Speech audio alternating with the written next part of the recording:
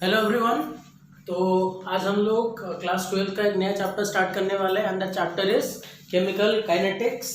Chemical kinetics is a chapter that comes under physical chemistry.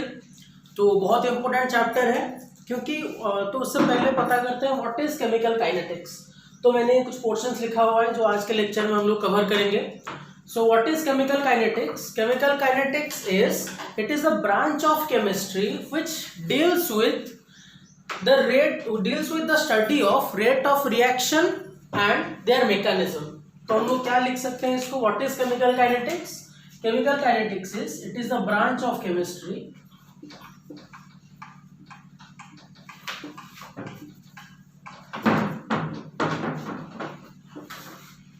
that deals with the study of rates of reaction and its mechanism.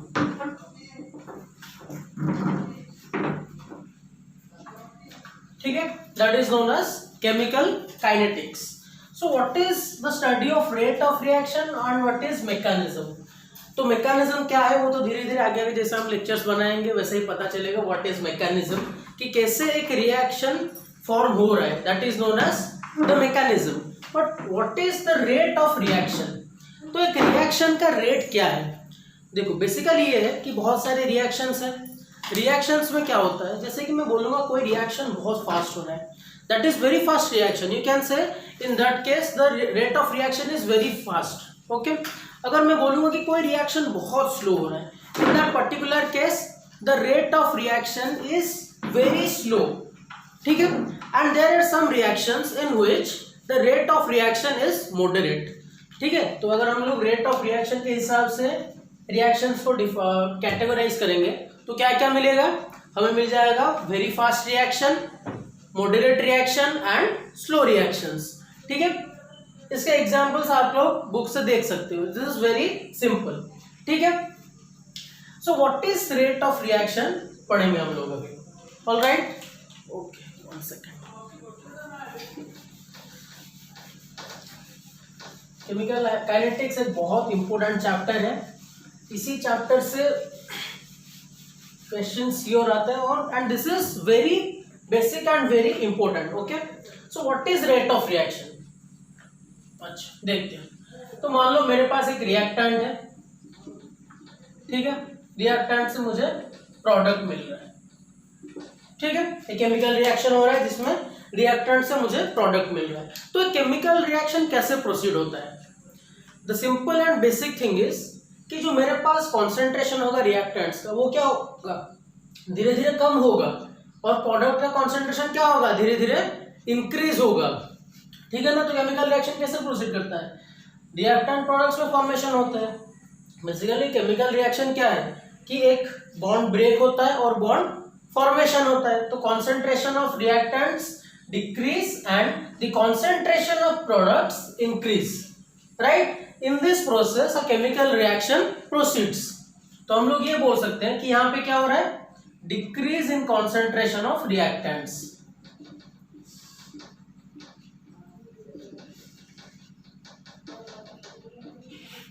यहां पे क्या हो रहा है? Increase in concentration of reactants.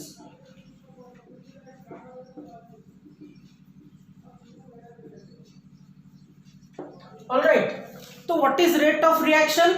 तो हम लोग जब रेट टर्म यूज करते हैं, अच्छा आप लोगों को ये भी बता दो कि काइनेटिक्स जो टर्म है, काइनेटिक्स टर्म काइनेसिस टर्म से आया है। काइनेसिस एक ग्रीक वर्ड है जिसका मीनिंग है, this is a Greek word, इसका मीनिंग क्या है? इसका मीनिंग है मूवमेंट। ठीक है, इसका मीनिंग है मूवमेंट। ओके, तो हम लोग रेट ऑफ रिएक्शन के ऊपर आते हैं। तो डिक्रीज हो रहा है कॉन्सेंट्रेशन ऑफ रिएक्टेंट्स और क्या हो रहा है? Increase in concentration of product. Sorry, तो रेट ऑफ रिएक्शन क्या होगा? इसको अभी ROR लिख लेता हूं। Rate of reaction is the rate of disappearance of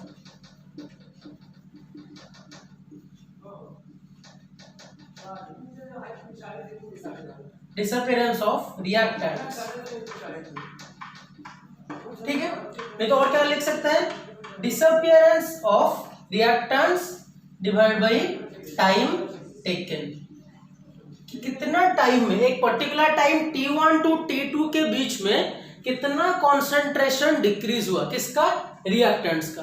तो सिमिलरली प्रोडक्ट के लिए क्या लिख सकते हैं, rate of appearance of products, और क्या लिख सकते हैं, the appearance of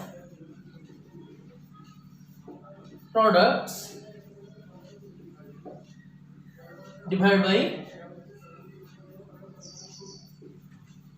time taken. Alright, rate of difference या फिर appearance of products divide by time taken which is rate of reaction. ठीक है, तो रिएक्शंस को हम लोग, जो रिएक्टेंट है या फिर प्रोडक्ट है, हम लोग उसको किस में लेते हैं, कॉन्सेंट्रेशन में लेते हैं।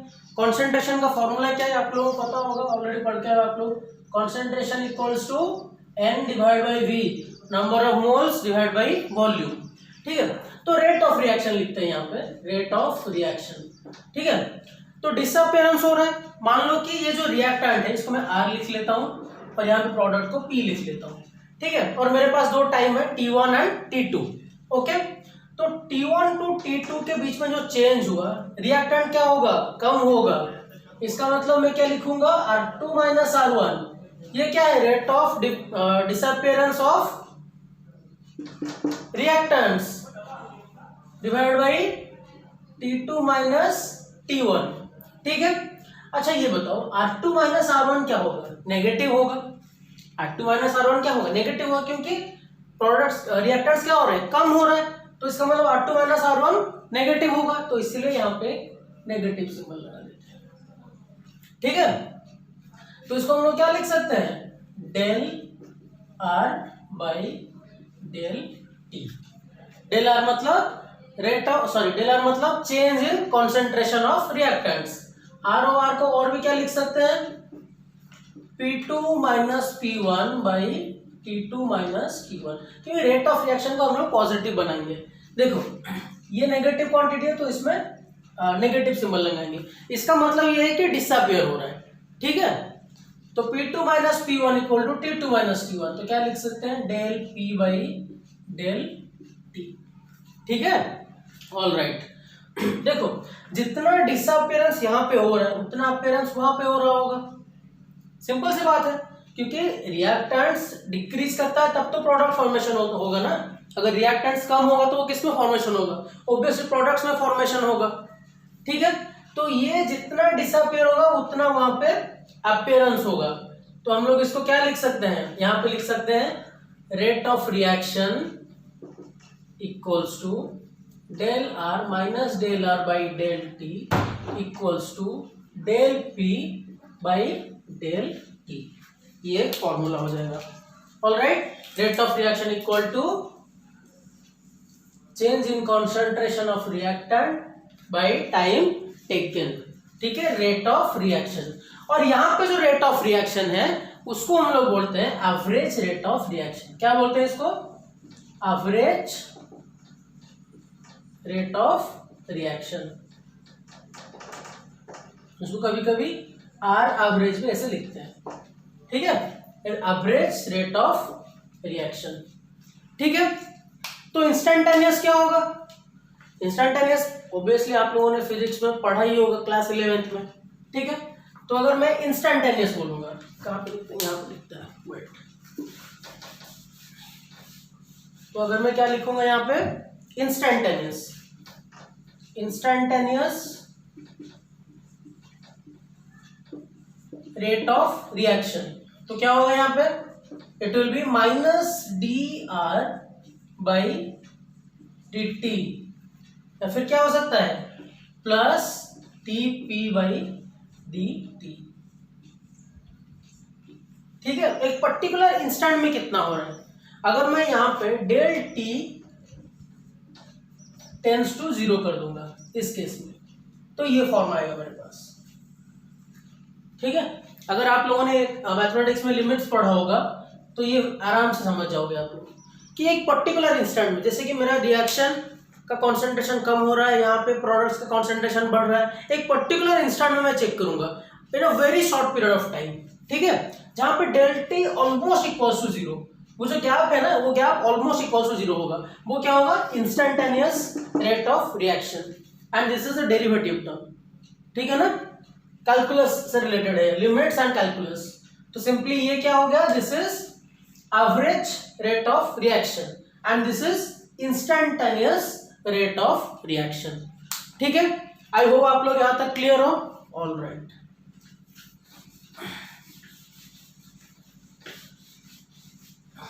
ग्राफ बनाते हैं, थोड़ा आपको अच्छे से समझ में आएगा। देखो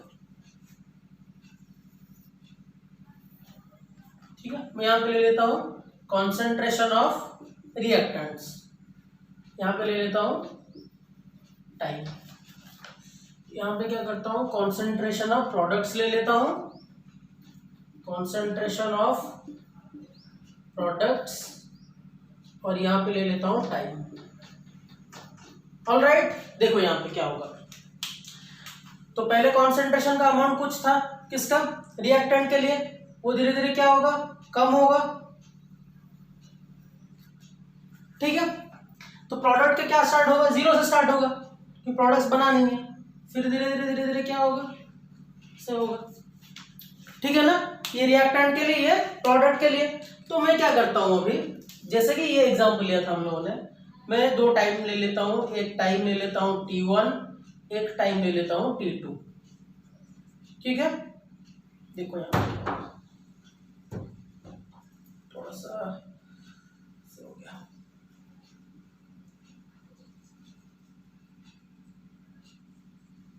ठीक है। तो यहाँ पे ये क्या होगा, इसको कॉन्सेंट्रेशन को ले लेते हैं, यहाँ पे ये T1 के लिए है तो ये हो गया R1, इसको ले लेते हैं R2, ठीक है। ये जो गैप होगा ये क्या होगा, this will be del R, this will be del R। तो कोई भी इंस्टेंट में R2 माइनस R1 करो, नेगेटिव में आएगा, फिर स्लोप होगा। देखो स्लोप का फॉर्मूला क्या है, y2 minus y1 by x2 minus x1। तो यहाँ पे this is nothing but a slope, समझ में आ रहा है ये कौन सा फॉर्मूला है, रेट ऑफ रिएक्शन अगर कॉन्सेंट्रेशन और टाइम के टर्म्स में हो तो this is nothing but the slope of a curve, समझ में आ रहा है ना, ये भी देख के समझ में आ रहा होगा आपको। तो मैं यहाँ पे ऐसा एक लाइन खींच देता हूँ, थोड़ा सा ज्यादा मिल गया इसके साथ। अगर मैं इसका स्लोप बनाता हूँ तो कोई भी इंस्टेंट में आप ले लो इस यहाँ पे, ठीक है। तो यहाँ पे स्लोप क्या होगा, नेगेटिव होगा, स्लोप नेगेटिव होगा, और फॉर्मूला क्या होगा रेट ऑफ रिएक्शन का, इंस्टेंटेनियस का, माइनस dr बाई dt, समझ में आ रहा है ना, ओके। जो अभी पढ़ा है यहाँ पे बस वही को उसको रिप्रेजेंट कर रहा हूँ इसको यहाँ पे। तो यहाँ पे T1 ले लेता हूँ टाइम, और यहाँ पे T2 टाइम ले लेता हूँ। यहाँ पे T1 पे क्या होगा P1, यहाँ पे T2 पे क्या होगा P2, ठीक है ना। ये गैप क्या हो जाएगा, डेल P। तो कोई भी इंस्टेंट में ले लो एक स्लोप, तो स्लोप क्या आ जाएगा, dP बाई dt, ये क्या होगा, rate of reaction, instantaneous rate of reaction, और ये क्या है, एवरेज रेट ऑफ रिएक्शन, ठीक है। अगर मैं ये दोनों ग्राफ को कंबाइन कर दूं, वैसे बहुत सारे बुक्स में ये दोनों को कंबाइन करके दिखाता है, देखते हैं, वेट,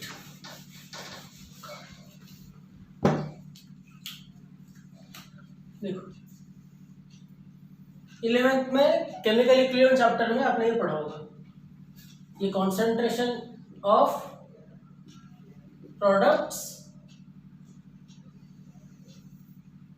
ये कॉन्सेंट्रेशन ऑफ रिएक्टेंट्स, ठीक है ना।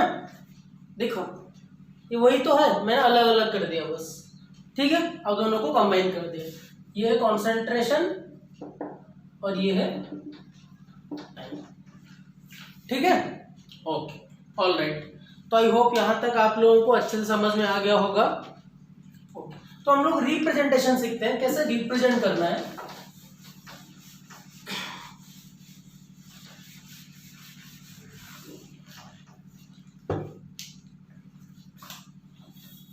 How to represent rate of reaction. मेरे पास अगर रिएक्शन है AA plus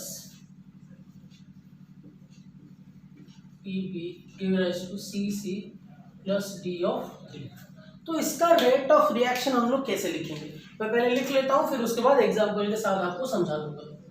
rate of reaction will be 1/a minus 1/a, इसका जो स्टोकियोमेट्रिक कोफिशिएंट है, ठीक है, del a by del T equals to minus 1/b del of b by del of T, ठीक है, और इक्वल्स टू प्लस 1/, ये plus minus क्यों हो रहा है समझ में आ रहा है ना, क्योंकि माइनस यहाँ पे डिसअपियर हो रहा है और प्लस वहां पे अपियर हो रहा है। Alright, okay, del C divide by del T equal to plus 1 into लिखो ना लिखो फर्क नहीं पड़ता, 1/d del D del of T, ठीक है। This is rate of reaction. लेकिन ये टर्म डिवाइड हुआ ही क्यों, देखो मैं एक एग्जांपल के साथ समझाता हूं, this will be very clear. मैं बोलूंगा N2 plus 3H2 give rise to 2NH3, ठीक है, बहुत सिंपल सा रिएक्शन है। अगर मैं यहाँ पे ये इसको डायरेक्ट लिखूंगा, उससे पहले मैं ये लिखता हूं कि अगर मैं बोलूंगा कि what is the rate of disappearance of N2, what is the rate of disappearance of N2, वो क्या होगा, जैसे कि मैं लिखूंगा rate of disappearance of N2, तो क्या बताओगे आप लोग, minus N2 del N2 by del T. Rate of disappearance, मैं रेट ऑफ रिएक्शन नहीं बोल रहा हूं, मैं अगर बोलूंगा rate of disappearance of H2 तो क्या बोलोगे आप, जैसे कि ये सिमिलर है वैसे अगर मैं बोलूंगा rate of disappearance of H2 तो आप लोग क्या बोलोगे, del H2 minus del H2 by del T. मैं अगर बोलूंगा what is the appearance, rate of appearance of NH3 तो आप लोग क्या बोलोगे, del NH3 by del T, यहां पे प्लस होगा। मैं रेट ऑफ रिएक्शन नहीं बोल रहा हूं अभी तक, मैं rate of disappearance rate of appearance बोल रहा हूं, ठीक है, ये सबका इंडिविजुअल है। लेकिन अगर मैं यहाँ पे रेट ऑफ रिएक्शंस बोलूं, तीनों को इक्वलाइज करते तो कैसे होगा, अच्छे से देखो। अगर देखोगे आप लोग, जब 1 मोल ऑफ N2, जब 1 मोल ऑफ N2 डिसअपियर हो रहा है तब 2 मोल्स ऑफ NH3 अपीयर हो रहा है। देखो अगर उस फॉर्मूला के हिसाब से हम लोग लिखेंगे तो क्या होगा, देखो minus del N2 divide by del T equals to, मैं इसके साथ कंपेयर कर रहा हूँ, plus 1/2 del NH3 divide by del of T, ठीक है।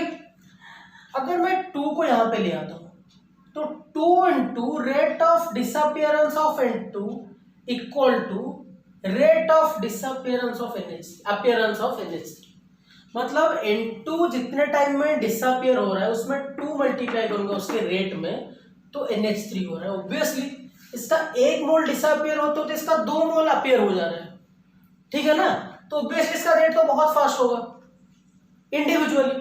जब दोनों को इक्वलाइज करेंगे क्या होगा, minus del N2 by del T equal to 1/2 del NH3 by del T.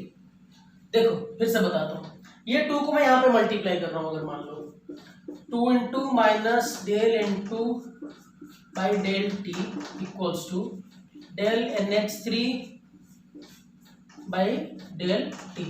ये क्या है, rate of appearance of NH3, ये क्या है, रेट ऑफ डिसअपियरेंस ऑफ, ये rate of disappearance of NH3 sorry N2। इसमें अगर मैं 2 मल्टीप्लाई करूंगा तो ये मिलेगा मुझे, ठीक है। क्यों मिलेगा ऐसा, क्योंकि इसका 1 मोल डिसअपियर होते होते इसका 2 मोल अपीयर हो जा रहा है, ठीक है ना। तो इसलिए जब हम लोग इसका रेट ऑफ रिएक्शन लिखेंगे तो उसके लिए रेट ऑफ रिएक्शन क्या होगा, देखो क्या होगा उसका rate of reaction, I hope ये आप लोगों को समझ में आ गया होगा। तो इसके लिए रेट ऑफ रिएक्शन क्या होगा, rate of reaction will be del N2 divide by del T, minus लगेगा यहाँ पे डिसअपियर हो रहा है, equals to minus 1/3 del H2 divide by del T. Obviously concept अब समझ में आ गया होगा इजीली। ये क्या होगा plus del NH3 divide by del T, और यहाँ पे क्या होगा 1/2। आई होप यहां तक आप क्लियर हो। ठीक है, ये कैसे आया समझ में आया। ठीक है, बस कंपैरिजन करो कि ये इसमें फर्क जानना है कि rate of disappearance of N2 और रेट ऑफ रिएक्शन, ये दोनों अलग है। हाँ कभी कभी सेम भी हो सकता है, लेकिन सेम चीज हमेशा नहीं है। ये कितना डिसअपियर हो रहा है एक इंडिविजुअल मॉलिक्यूल, एक इंडिविजुअल रिएक्टेंट या फिर प्रोडक्ट, कितना डिसअपियर हो रहा है कितना अपियर हो रहा है, समझ में आ रहा है। जैसे बोलूंगा rate of disappearance of N2 मतलब ये वैल्यू, मैं बोलूंगा rate of disappearance of H2 तो क्या आएगा दिस वैल्यू। लेकिन जब मैं बोलूंगा what is the rate of reaction तो ये टर्म्स आएगा। ठीक है, so this both are not same. Alright, okay.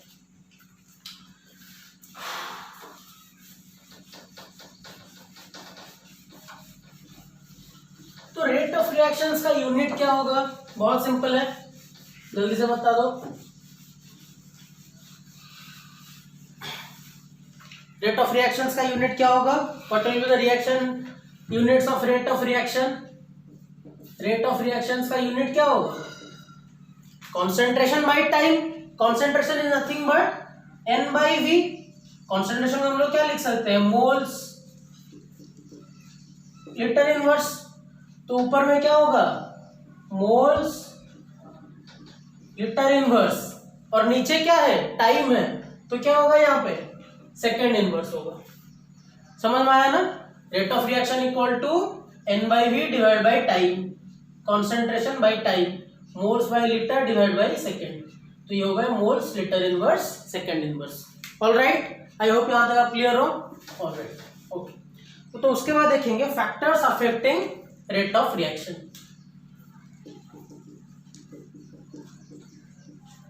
Factors affecting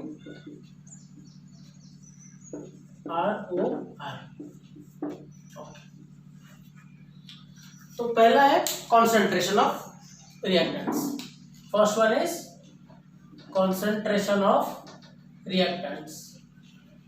क्या होगा ये, देखो जितना मेरे पास कॉन्सेंट्रेशन होगा तो टाइम के हिसाब से धीरे धीरे उतना डिसअपियर भी होगा। तो जितना मेरे पास कॉन्सेंट्रेशन आएगा उतना ही रेट ऑफ रिएक्शन फास्ट होता है जाएगा, क्योंकि जितना आप कॉन्सेंट्रेशन बढ़ाओगे उतना ही डिसअपियर होते जाएगा वो। तो rate of concentration of reactants is directly proportional to rate of reaction. मतलब कॉन्सेंट्रेशन ऑफ रिएक्टेंट्स को हम लोग जितना बढ़ाएंगे तो रेट ऑफ रिएक्शन क्या होगा उतना ही बढ़ेगा। मैं रेट ऑफ रिएक्शन को शॉर्ट में ROR लिख रहा हूँ, रेट ऑफ रिएक्शन। ठीक है, आई होप ये आपको समझ में आ रहा होगा। कॉन्सेंट्रेशन ऑफ रिएक्टेंट हम लोग जितना बढ़ाएंगे रेट ऑफ रिएक्शन उतना ही बढ़ेगा। ओके, उसके बाद नेक्स्ट है टेम्परेचर। देखो टेम्परेचर हम लोग जितना बढ़ाएंगे उतना ही रेट ऑफ रिएक्शन बढ़ेगा। टेम्परेचर जितना बढ़ाएंगे रेट ऑफ रिएक्शन उतना ही बढ़ेगा। अगर ये बिलीव किया जाता है कि rate of reaction almost becomes double, almost becomes 2 times when 10 temperature rise किया जाता है। तो हम लोग 10 केल्विन टेम्परेचर राइज करते हैं, ऑलमोस्ट 2 टाइम्स टेम्परेचर क्या हो जाता है इंक्रीज हो जाता है। Alright, okay. फिर उसके बाद देखेंगे हम लोग pressure.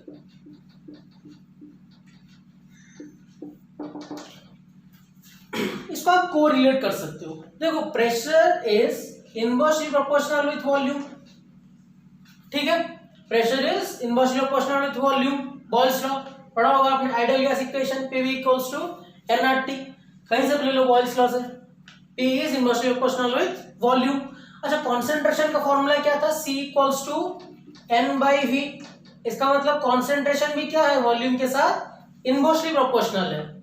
So concentration is also inversely proportional with volume. Volume जितना कम होगा कॉन्सेंट्रेशन क्या होगा उतना ही बढ़ेगा। इसका मतलब pressure is directly proportional with concentration. PV equals to nRT। अगर याद करो फॉर्मूला, ये मैं डायरेक्ट लिख सकता था, PV equals to nRT, P equals to N/V RT। N/V is nothing but C।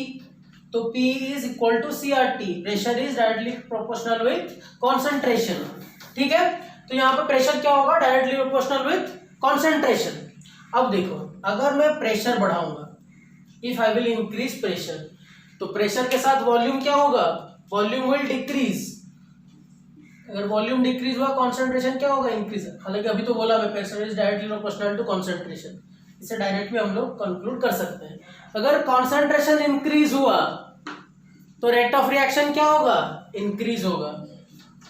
तो rate of reaction will increase, pressure will increase, volume will decrease, concentration will increase and rate of reaction will increase. Alright, okay. इसके बाद हम लोग देखेंगे catalyst.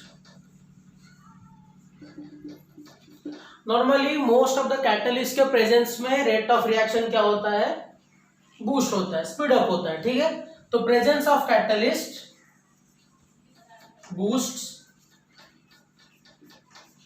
The rate of reaction. ठीक है, normally catalyst की वजह से क्या होता है, रेट ऑफ रिएक्शन इंक्रीज करता है। नॉर्मली केस में देखते हैं हम लोग, अगर हम लोग, लेकिन अगर मैं बोलूंगा इक्विलिब्रियम के केस में, इक्विलिब्रियम के केस में क्या होगा, जो इक्विलिब्रियम पॉइंट है वो क्या होता है, थोड़ा जल्दी कर देता है। ठीक है, कैटलिस्ट। तो this is the factor catalyst. उसके बाद मैं बोलूंगा presence of sunlight, presence of light.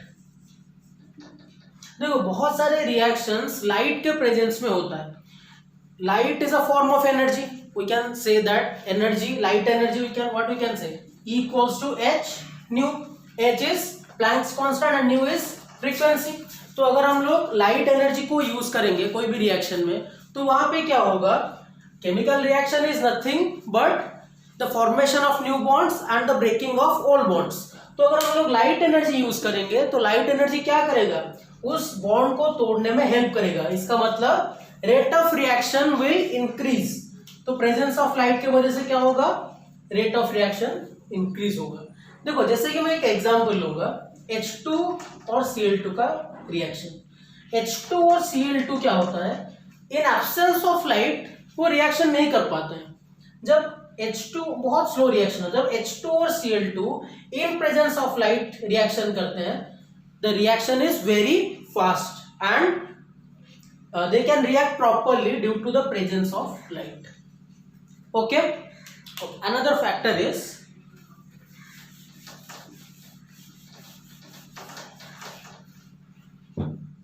another factor is surface area। ठीक है, सरफेस एरिया। तो सरफेस एरिया के साथ क्या रिलेशन है, अगर मैं सरफेस एरिया इंक्रीज करूंगा, if I will increase the surface area, my rate of reaction will increase, not my rate of reaction, the rate of reaction will increase. Surface area अगर मैं increase करूंगा तो rate of reaction क्या होगा, increase होगा। समझा देता हूं कैसे। मान लो ये लॉग ऑफ वुड्स है, ठीक है, इसको मैं एक करके रखा हूँ, लॉग ऑफ वुड्स, और इसको मैं जलाऊंगा अभी, तो इसमें जलने में बहुत टाइम लगेगा, ऑब्वियसली टाइम लगेगा। जैसे कि कोई भी अगर फंक्शंस वगैरह होता है, उसमें अगर वुड्स का यूज होता है, वुड का यूज होता है for the purpose of cooking. अगर मैं बहुत मोटा सा एक लकड़ी लूंगा, ठीक है, एक पेड़ का डायरेक्ट जो लॉग है उसको लाके मैं रख दूंगा जलाने के लिए, इतना मोटा करके डायरेक्ट रख दूंगा। मान लो ये सारा एक एक लॉग है, तो इसमें क्या होगा, बहुत टाइम टेकिंग लगेगा। हालांकि इसका मास ज्यादा हो सकता है, लेकिन यहाँ पे क्या होगा, सरफेस एरिया कम हो रहा है यहाँ पे। लेकिन मैं अगर क्या करूंगा, इसको काट दूंगा, इसको एक इंडिविजुअल पीस, इसको एक इंडिविजुअल पीस, इसको एक इंडिविजुअल पीस कर दिया। अब सबको अलग अलग रख के मैं बर्न किया इसको, तो यहाँ पे क्या होगा, सरफेस एरिया इंक्रीज हो रहा है। जहां पे रिएक्शन हो रहा है, पहले ये कवर्ड नहीं था, देखो अगर मैं ऐसे कर दूंगा तो ये बाहर की तरफ रेट ऑफ रिएक्शन ज्यादा हो रहा है, सरफेस एरिया एक्सपोज हो रहा है। लेकिन अंदर तरफ क्या हो रहा है, जहां एक्सपोज नहीं हो रहा है। लेकिन मैं अगर अलग अलग कर देता हूं तो यहाँ पे क्या होगा, सरफेस एरिया इंक्रीज हो रहा है। जो एक्सपोजर पार्ट होगा रिएक्शन के लिए, ये क्या हो गया, अलग अलग हो गया। तो इसका मतलब सरफेस एरिया क्या हो गया, इंक्रीज हो गया। सरफेस एरिया इंक्रीज होने से वजह से क्या होगा, रेट ऑफ रिएक्शन इंक्रीज होता है। इसलिए अगर हम लोग कहीं पे आग लगाते हैं तो इसीलिए जो लॉग ऑफ वुड्स है उसको हम लोग ज्यादा पीसेस में कर लेते हैं, सो दैट कि surface area will increase and the rate of reaction will also increase. Okay, all right.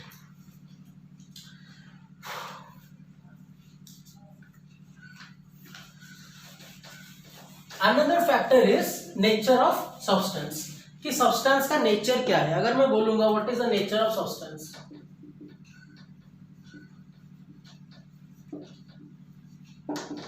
देखो ऑब्वियसली कोई भी रिएक्शन हो that is completely depend upon the nature of substance. Substance कैसा है, कैसा बॉन्ड है, स्ट्रॉन्ग बॉन्ड है या फिर वीक बॉन्ड है, उसके ऊपर डिपेंड करता है कि मॉलिक्यूल मॉलिक्यूल के बीच में क्या इंटरेक्शंस है, उसके ऊपर rate of reaction obviously depend करेगा। मैं अगर एक दो सॉलिड को रिएक्शन में करवाऊंगा तो उसमें क्या होगा, rate of reaction will decrease.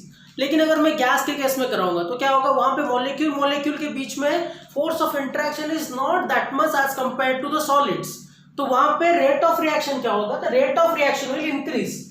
ठीक है, तो यहाँ पे नॉर्मली हम लोग ऐसे लिख सकते हैं, rate of reaction is greater in gas than liquid than solid. Okay, it mostly depends on how a bond is formed. ठीक है, तो बॉन्डिंग के रिलेशंस को लेके आप लोग यहाँ पे क्वेश्चंस का आंसर दे सकते हैं अगर पूछा यहाँ पे।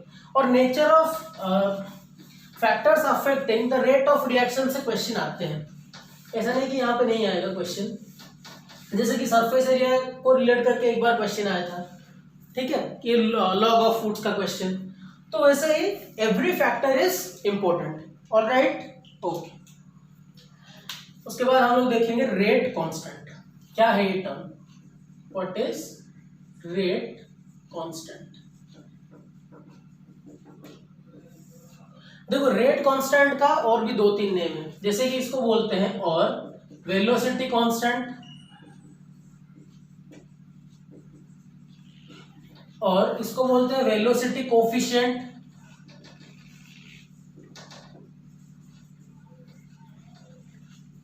और इसको बोलते हैं specific reaction rate, specific rate of reaction, और स्पेसिफिक रिएक्शन रेट बोलते हैं इसको। ठीक है, ओके। देखो ये क्या है, अगर मैं कोई रिएक्शन है मेरे पास कोई भी एक रिएक्शन है, जैसे कि मैं ले लेता हूं A of A plus B of B raised to C of C plus D of D। अगर मेरे पास एक रिएक्शन ऐसा है तो मैं क्या करूंगा, अगर मैं रेट ऑफ रिएक्शन, देखो रेट ऑफ रिएक्शन अभी मैं थोड़ी देर पहले ही बोला, it is mostly depending upon the concentration of reactants. तो यहां पे मैं ये लिखूंगा, इफ यू विल एक्सप्रेसिंग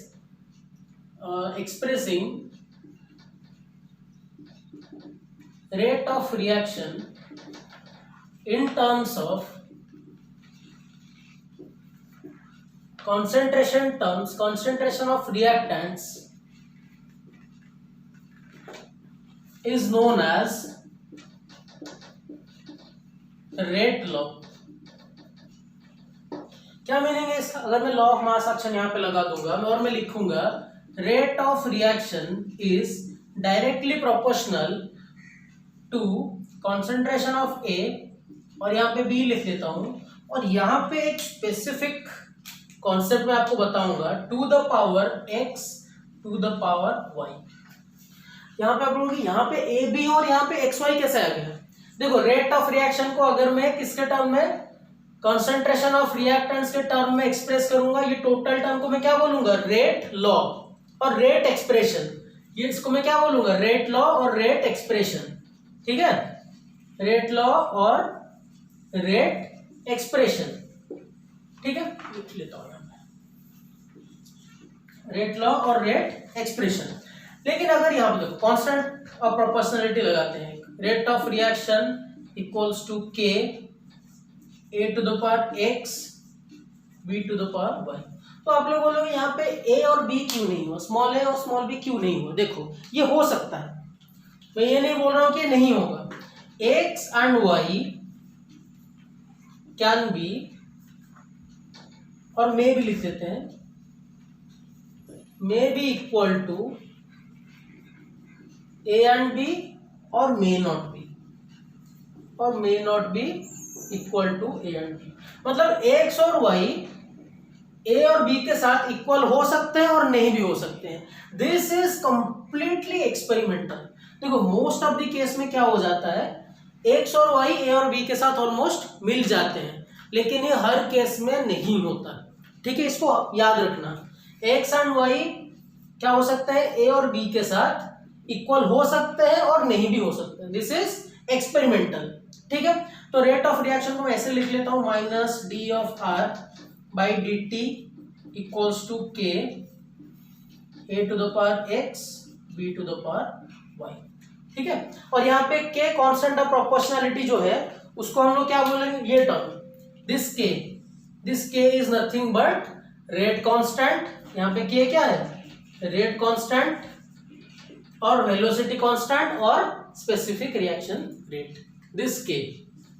ठीक है, समझ में आ रहा है आपको? ओके, तो के का मैं कुछ कैरेक्टरिस्टिक्स बताता हूं, व्हाट इज के।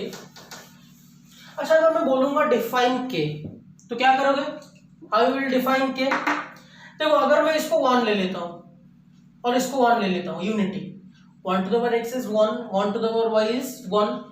So I can say rate constant is equal to the rate of reaction when each concentration term is unity. अगर मैं इसको 1 कर देता हूं, इसको 1 कर दूंगा, तो ये क्या होगा, R will be equal to K. So I can easily define then K is nothing but the rate of reaction when each the concentration term of each reactants is unity. ये इसके साथ सेम हो जाएगा। All right, okay, तो characteristics में बोलता हूँ, what will be the characteristics.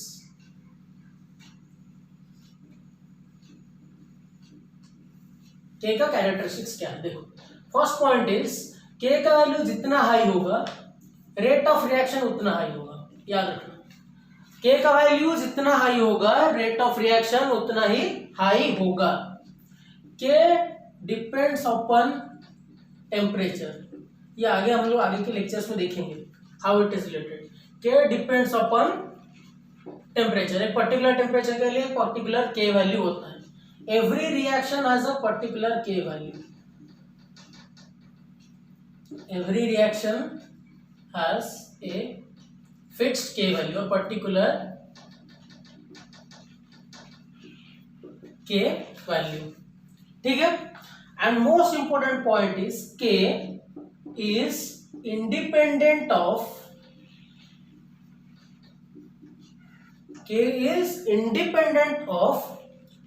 concentration of reactants, इसको याद रखना हमेशा। ठीक है, आई होप ये 4 पॉइंट्स याद रहेंगे आपको। K जितना हाई होगा ROR उतना ही हाई होगा। K depends upon temperature, every reaction has a particular K and K is independent of concentration of reactants। तो आज के लेक्चर में हम लोगों ने ये देखा what is chemical kinetics and what is rate of reaction, और मैंने ग्राफिकली आप लोगों को समझाया कि रेट ऑफ रिएक्शन कैसे निकालते हैं हम लोग, average rate of reaction and instantaneous rate of reaction.